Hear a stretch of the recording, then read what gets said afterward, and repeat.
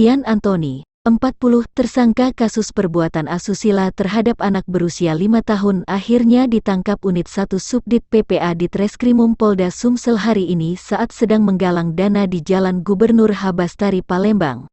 Menggunakan atribut pocong, pria yang berprofesi sebagai pembuat parsel ini sudah berada di Polda Sumsel. Panit 1 Unit 1 PPA di Treskrimum Polda Sumsel Ibda Dediyanto mengatakan, bila tertangkapnya tersangka karena memenuhi 2 alat bukti dan menghindari panggilan polisi. Berikut penjelasannya, di tempat yang sama nenek tersangka Neti terlihat menangis haru melihat cucu kesayangannya yang sudah diamankan polisi.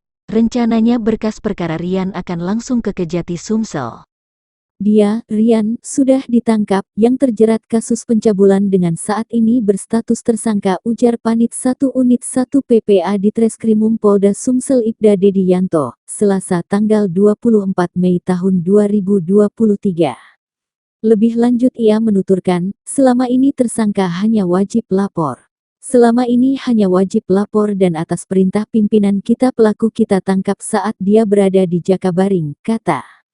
Di tempat yang sama nenek tersangka Neti terlihat menangis haru melihat cucu kesayangannya yang sudah diamankan polisi. Yang sumpah pocong itu udah ditangkap, Pak? Sudah ditangkap. Itu terkait kasus apa dia, Pak, ditangkap, Pak? Kasus pencabulan. Itu statusnya memang sudah tersangka, Pak, ya?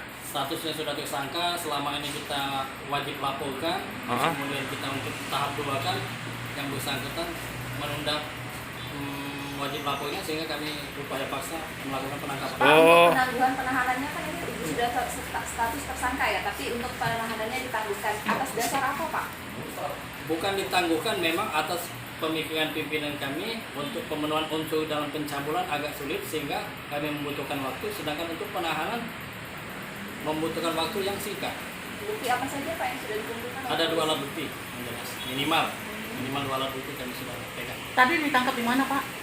Kami tangkap tadi di jalan di daerah depan Kejari. Infonya besok langsung mau diserahkan ke Kejati, Pak, untuk tahap 2 itu seperti apa, Pak? Doakan ya. Besok, Pak, ya? Jadi untuk